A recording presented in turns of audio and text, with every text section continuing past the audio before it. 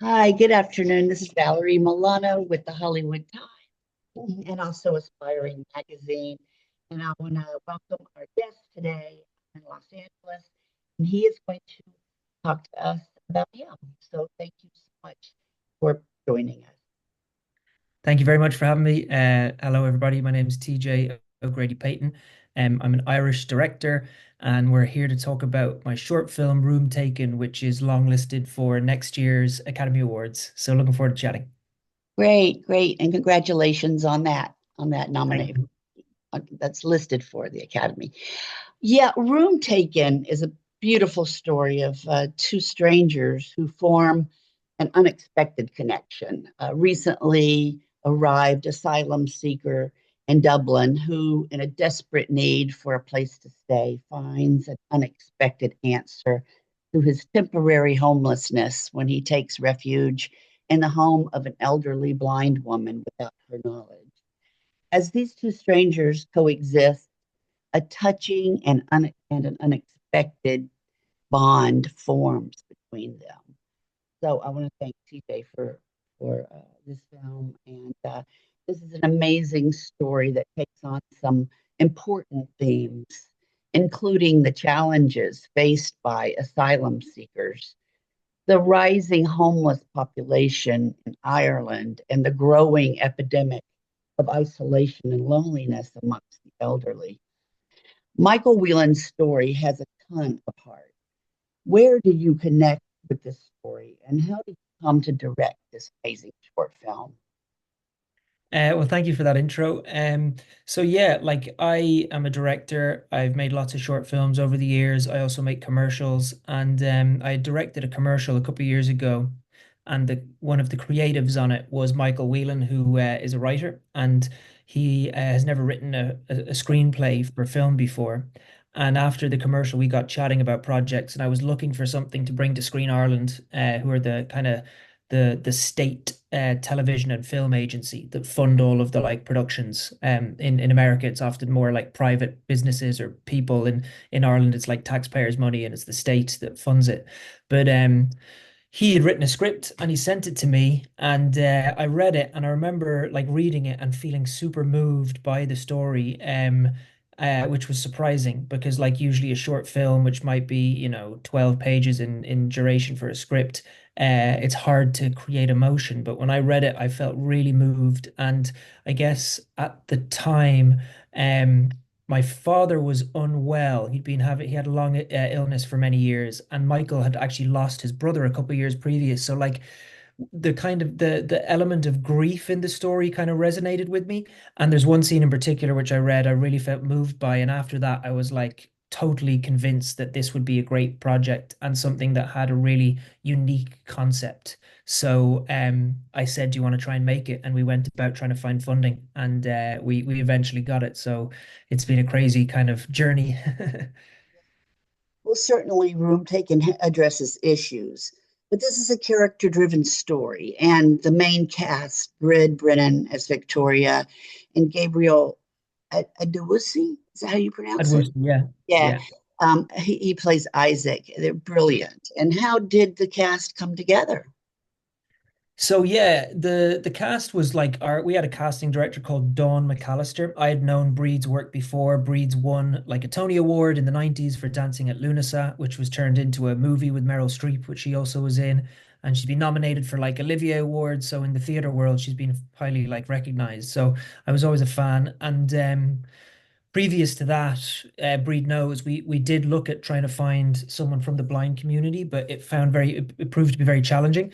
So for that role of Victoria, so when we couldn't find someone who was actually from the blind community, we approached Breed, and she, graciously joined the team and had some spare time to kind of do a short because she obviously does a lot bigger productions. And then with Gabriel, I was just looking at self tapes, and we kind of kept the brief, casting brief somewhat open to see what kind of characters and actors came back to us because we were open to changing the script and workshopping it to kind of evolve. But he had sent in a tape, and immediately I just thought he had this kind of empathetic gaze. His eyes were super kind of like kind, and he had this sort of gentle kind of I don't want to say giant, but he's quite a big, strong guy. But he had this gentle kind of manner, and I felt like he would be a likable character. And for someone who does something quite wrong morally in the story, sneaking into someone's house, effectively breaking in, you kind of have to still root for them. And I felt like he was someone you could root for because he was a likable guy. Yeah, yes. Getting back to Breed, her portrayal of the blind woman was so good. One might believe Breed was in fact blind. But you had a visual impairment consultant on this film. How did Yeah. that work? Was this an ongoing process of the consultant working daily with Breed, or was there a period of preparation prior to filming and she took it home from there? Yeah, it was the latter. So, like, obviously, in short films, your resources are limited. So, one of the kind of actors or actresses that we really liked, but didn't feel, she was 100% right for the part, we asked if she'd like to come on board as a consultant. And she was a blind woman called Dolores Cullen. And she is a real character. She's like, from inner city Dublin. And, I think she was a cleaning lady before she became blind, and then like she had an illness where she lost her sight over the course of 10 years, but she still had this really kind of positive sort of like fun kind of personality. And um when she came on board, we just wanted to kind of introduce Breed to her so she could kind of maybe ask questions or get to know her. So we did a rehearsal day with Breed, and then we went and met Dolores for a cup of tea in like this, nice hotel, and we just hung out, you know what I mean, and kind of let them get to know each other. And I think she kind of learned a lot just from that one interaction. I had worked with Dolores a good bit beforehand, and like, being in her house, and we'd kind of like worked on scenes and spoken about, the believability and how the house would look and what kind of features it would have. But yeah, her and Breed just basically hung out, and that really kind of gave Breed a lot of, I suppose, insight into the community and what it was like, and that really kind of changed her kind of approach and made it more authentic. There were considerable challenges for the director of photography, Evan Barry, right? Evan Uh, Barry, yeah. there were some challenges shooting in a darkened house. Can you talk about the cinematography?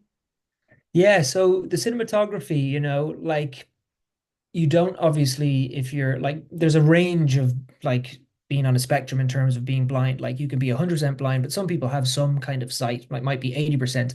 But usually you wouldn't be turning on your lights, especially if you were 100% blind. So everything had to be either natural light, as if it was through a window from the sunlight, or if it was nighttime from a street light. So we kind of like gave ourselves these rules where, you had to kind of make it feel like the light was coming from a source from the window. So a street light outside in a Dublin city, kind of estate was our nighttime look, and then daylight was our daytime look. But we tried to keep it very kind of classical and composed. We wanted it to feel atmospheric, but for the most part, it was a very kind of controlled aesthetic, and just wanted it to feel very cinematic. We shot in anamorphic lenses, and yeah, tried to keep it a classy sort of feel. I guess two films that we looked at in terms of tone that we thought were interesting was a film called The Farewell, which was very controlled, almost locked off camera frames and amazing casting. And then Parasite, which is just like beautiful kind of tracking shots and very cinematic. And those two films kind of were in the back of our mind when we were kind of trying to come up with a tone and visual style. Thank you. Yeah, and the musical score by Jamal Green was perfect, eliciting tension, suspense, frustration, confusion, joy, all the right feelings at all the right moments. Tell me about the music and how it was used to accent the characters' emotions and circumstances. Yeah, we were thinking about like what was the best way to use music, and we experimented in the edit with temp tracks to kind of see tonally which felt, right for the scene. But Jamal came in and totally just exceeded our expectations. He's BAFTA recognized in the UK. He's based in London, And yeah, I guess we were just trying to amplify the emotion of whatever the scene was. So if something was suspenseful, we wanted to draw it out with suspense music. If it was a little bit quirky and lighthearted, like the montage when he fixes the radio, we wanted that to feel a little bit fun and positive and light. So whatever the kind of I suppose feeling of the scene was, the tone was just trying to heighten that, tension or fun or conflict, whatever it was. Wonderful. So tell us, how can our viewers and our readers be able to find out more about the film and you and Yeah, so we have website? like our Instagram page, which is very active, and there's some interesting news going to be shared over the next while that we're excited about. That's Room Taken. If you go on Instagram, and my website's tjogradypeyton.com. We are definitely releasing some stuff as time goes on. There's more festivals to be announced. We're also hoping to release the film online for a limited period of time before the vote. So if you keep tuned into our socials, you'll see when that might be. But yeah, and then down the line, I'm sure we'll be trying to get it to various platforms. But yeah, that's another conversation. Do you have anything next in the works at all? I've got about four feature scripts that are in my back pocket that I'm working on. It all depends on how this goes. If this goes well, maybe the more ambitious one might be moving forward. But I'm talking about the Oscar campaign. But time will tell. There's a couple that are very low budget, and then there's a couple that are big budget. So I guess next year I'll have a better idea of which one it might be that I'll be focusing on. Yeah, TJ, will you keep us posted? We're the Hollywood Times dot today, and the Hollywood Times official is our YouTube channel.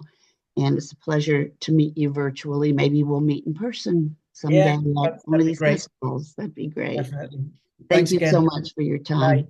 Thank Okay, you. bye bye.